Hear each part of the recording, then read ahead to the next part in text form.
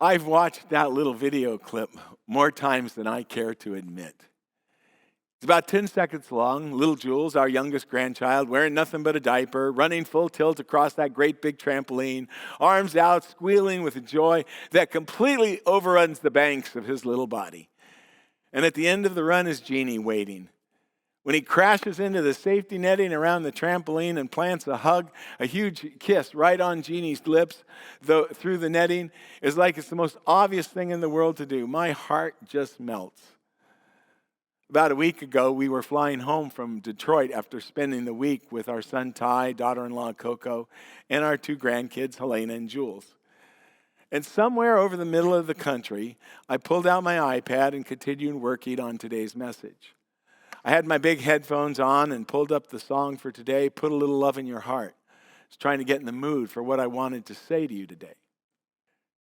Think of your fellow man. Lend him a helping hand. Put a little love in your heart. And listen to that music. I really couldn't get that video out of my head. Jules running, Jeannie waiting, the catch, the kiss. It's more than a little love in my heart, friends. I just about completely filled up.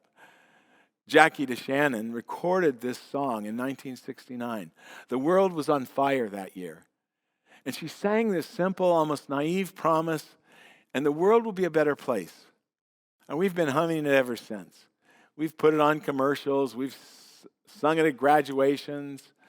It's a lovely song. But sitting on that airplane at 35,000 feet, watching that video, a video of a child who, in all reality, has never once in his life had to wonder whether he'd be loved, I found myself asking a harder question. Better for whom? Because a better world is easy to want when you're the one being loved. Jules gets to run across that trampoline with his arms out because somebody built the trampoline, somebody's watching, somebody's going to be standing there at the other end. He's loved into that kind of freedom. Now, not every child gets that. Not every neighbor gets that. Not every person gets that. So when Jesus stands up in his hometown synagogue, unrolls the scroll, and reads out loud what God's better world is going to look like, listen for who he names, because he's very, very specific. The Spirit of the Lord is upon me, because he's anointed me to bring good news to the poor. He sent me to proclaim release to the captives and recovery of sight to the blind, and to let the oppressed go free, to proclaim the year of the Lord's favor. Now that song, Put a Little Love in Your Heart, has lived in the American bloodstream for more than 50 years. You know it before the first line is finished. You've heard it in the grocery store, at the end of a movie, drifting out of a car radio on a summer evening with the windows down. Jackie DeShannon wrote it with Jimmy Holiday and Randy Myers, and they released it in the summer of 1969, a summer when this country was tearing itself apart. Vietnam, assassinations were still fresh in everyone's bones. Cities were burning. And into all of that ache, she sang something almost embarrassingly hopeful. Put a little love in your heart, and the world will be a better place for you and me. Simple, earnest, almost naive, and yet this song refuses to die. Al Green sang a cover of it. Annie Lennox sang one. Keeps coming back. I think because the longing in it keeps coming back. We want this song to be true. We want to believe that love, small and personal and tucked into the ordinary moments of a day, could actually change something. And I actually believe it can. I've literally, in a sense, staked my whole life on that love changes things.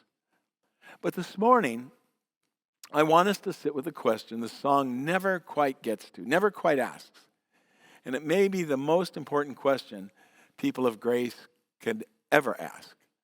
Better for whom? When Jesus stood up in the synagogue in Nazareth, he was home. These people weren't strangers. They're the people who had watched Jesus take his first steps, who remembered him as Mary's boy, sawdust in his hair, running errands for his father, Joseph, the carpenter. The woman in that room had fed him. The men had taught him. And when he unrolled the scroll of Isaiah, the room leaned in the way a family leans in. And he reads Isaiah's word. Good news to the poor, release to the captive, sight to the blind, freedom for the oppressed.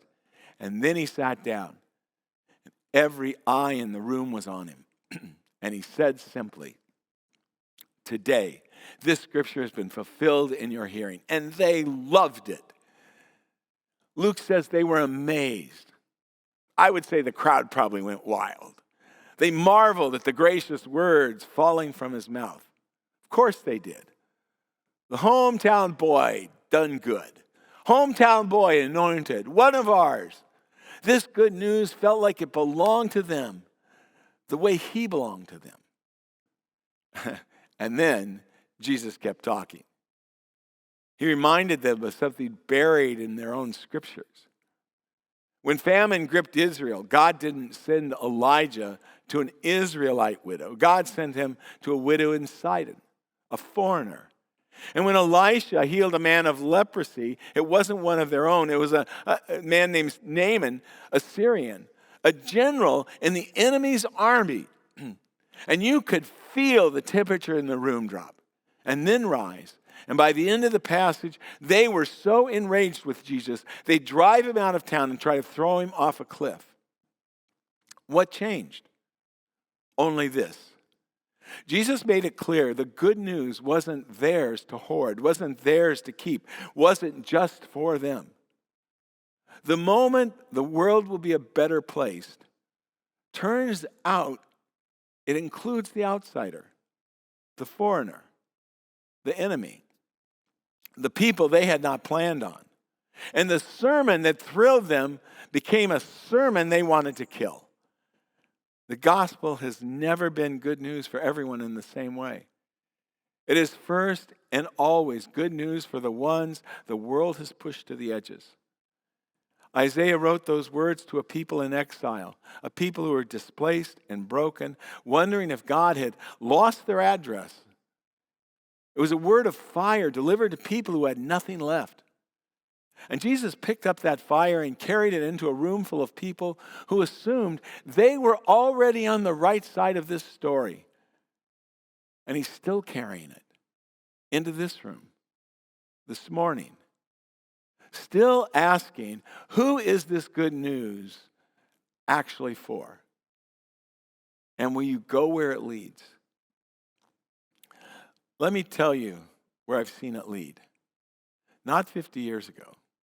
And not far away.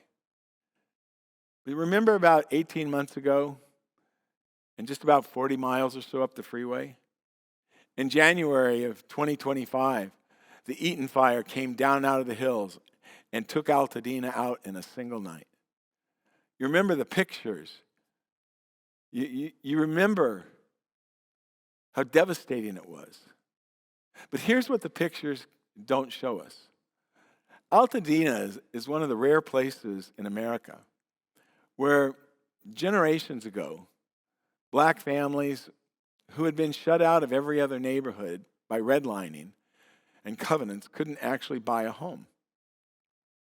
And in Altadena in the 1960s, that changed. And they did. They started buying homes.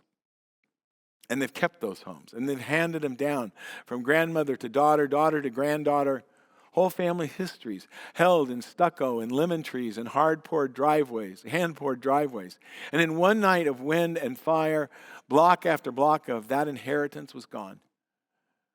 For a few weeks, the whole world showed up. Trucks of water, mountains of donated clothes, news helicopters.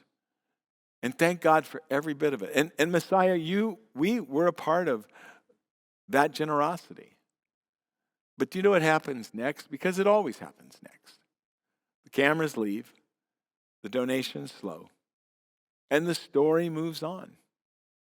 And what remains is the long part, the part with no soundtrack, the insurance calls that go nowhere, permits, toxic soil, and the phone ringing again and again with speculators offering grieving families pennies for the ashes of their grandmother's house. And who was still there 6 months, a year later? Not the helicopter, but many of the local churches, the neighbors, small congregations that decided a family's recovery was going to be their business.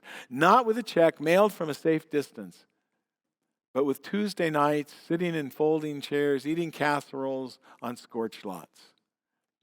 One volunteer told about sitting with an elderly woman on the concrete slab that used to be her living room, and how the woman didn't want to talk about rebuilding at all. She wanted to talk about the lemon tree her father had planted the year she was born. So the volunteers stopped talking about permits and listened for an hour about a tree. That is what the year of the Lord's favor looks like, when it takes off its sandals and sits down in the ashes. You cannot rush grief, and we cannot outsource presence. The world becomes a better place not when we feel loving feelings from a distance, but when we're still there after everyone's gone home. So we ask the question, better for whom? For the ones the world is already forgetting by February.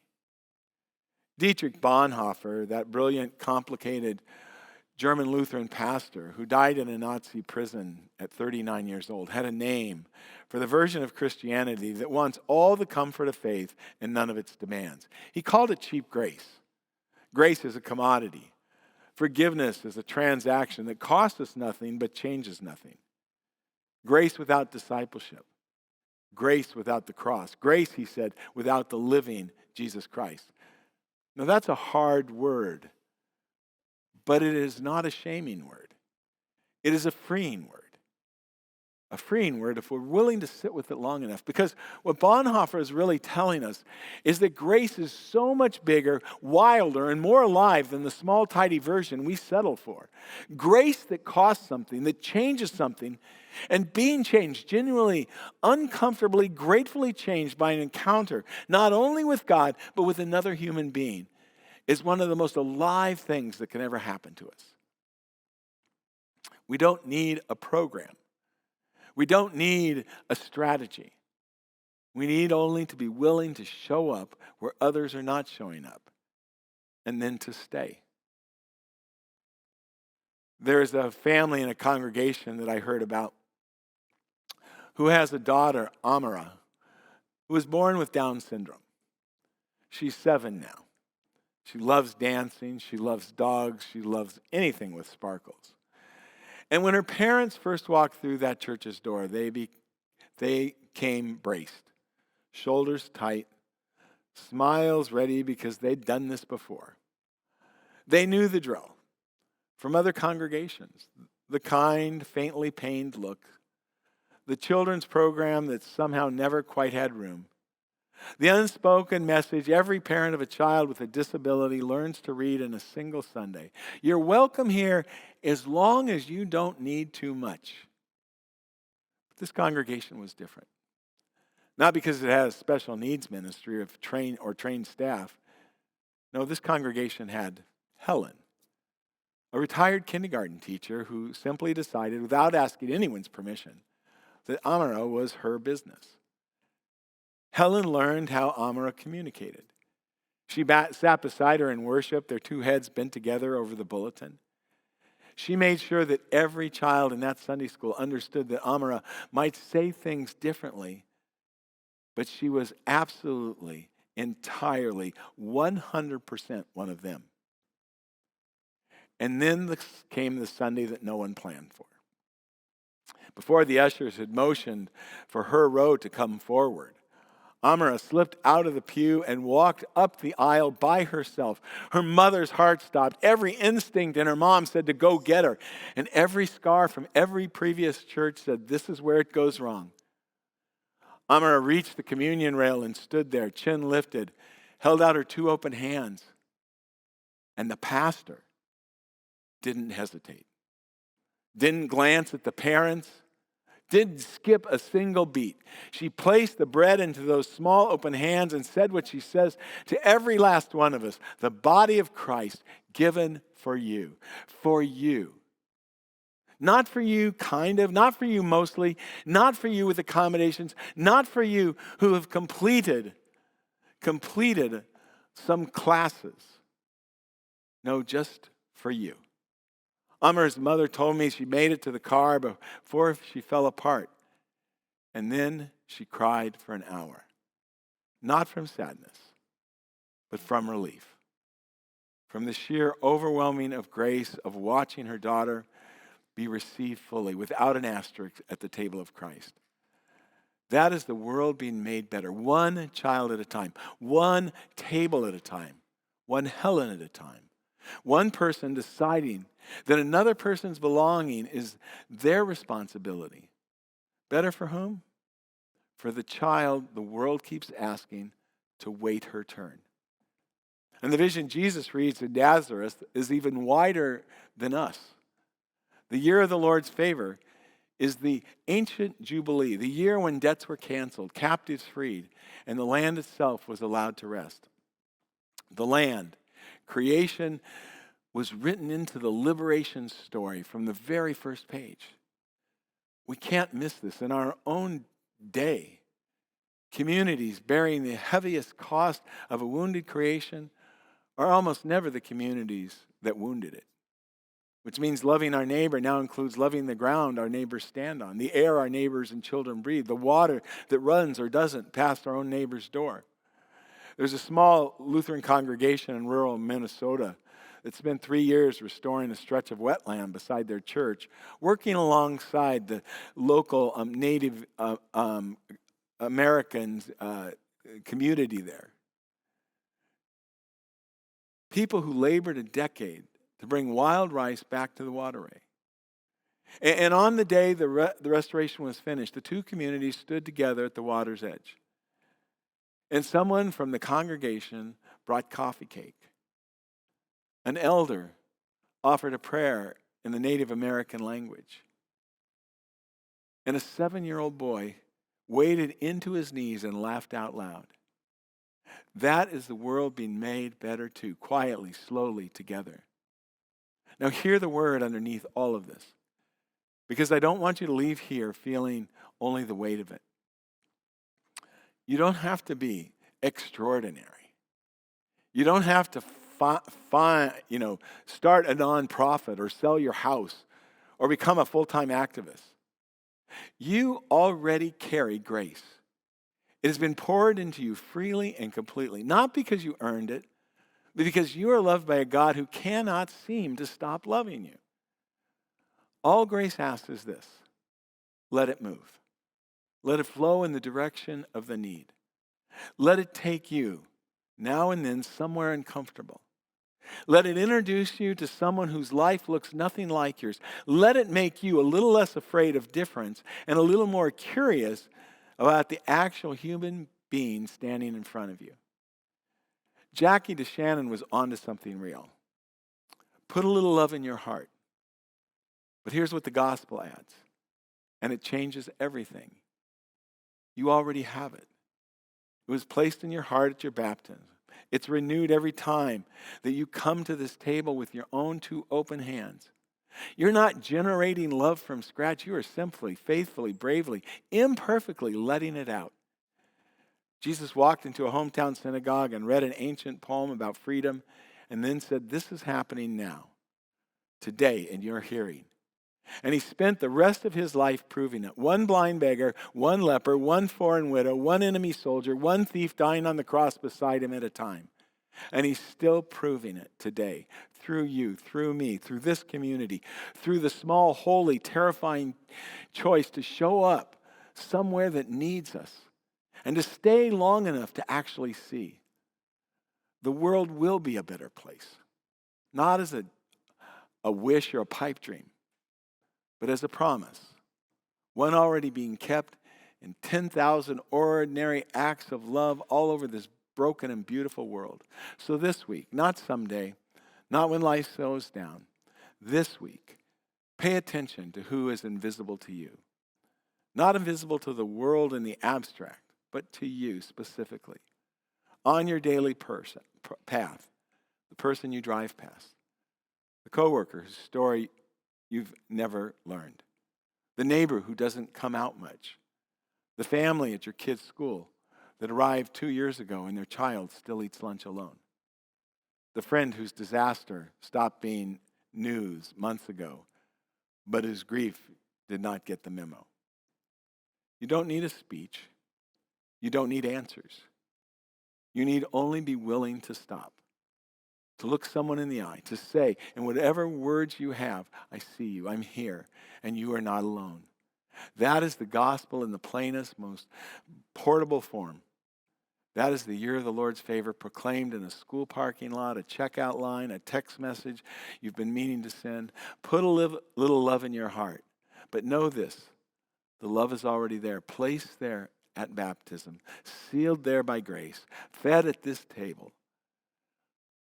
All that's left is for us to let it out. And the world will be a better place for everyone. Amen.